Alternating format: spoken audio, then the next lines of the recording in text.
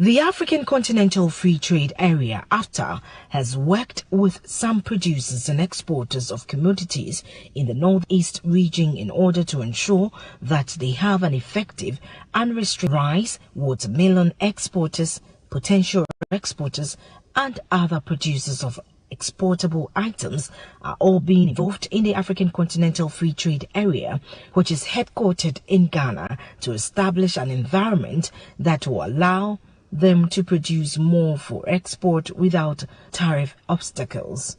The engagement is also to ensure that the exporters are given certificates for effective free trade with members of the AfTA to dilate the business relationship with these exporters without challenges when it comes to clearing goods at the port.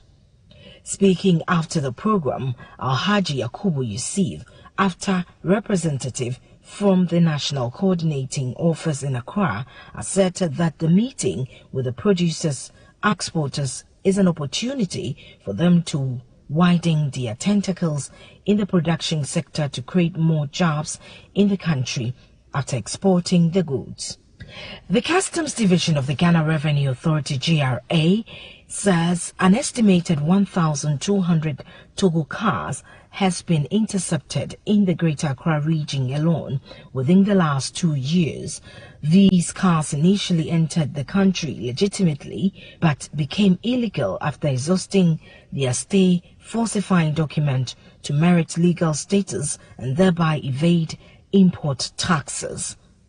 Acting Commissioner of Customs, Seydou Idrisu Idisa, told the cars every month in hotspot region, including the Greater Accra, Ashanti, Western and Northern regions.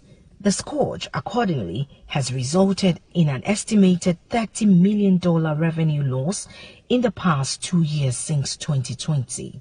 Commissioner Idisa, in demystifying the concept of Togo cars, explained that though the majority of these cars come from Togo, a chunk of them is also brought in from Ivory Coast and Burkina Faso, with Nigeria being the new hotspot for the vice.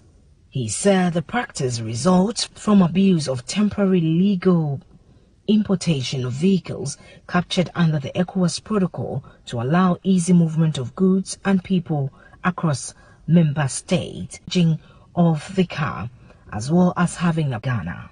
In other stories, the largest ocean carrier has reported a massive $5.5 billion profit in its latest quarter, driven by higher freight in the latter 2 months of the quarter.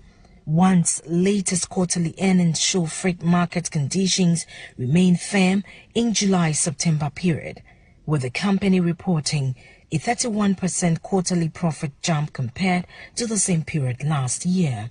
Quarterly revenues were up 24% year-on-year to $9.3 billion. The company said in its reports that the freight market conditions remain firm despite some softening in supply and demand, while steady cargo movement continued in July. A sudden decline in transport demand occurred in August and figures. Looking at one's first, proudly sponsored by the Ghana Shippers Authority, they provide you with the best in all your shipping solutions. Contact them at